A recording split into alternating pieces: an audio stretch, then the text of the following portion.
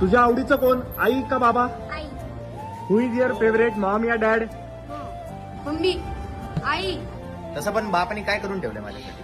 Mummy पप्पांशी नाही पडत आपण. दैव होता तू, देव होता तू, खेळण्यातला माझा खेळ होता तू, शाणा होतो मी, वेडा होता तू, माझ्यासाठी का रे सारं खर्च केलं तू.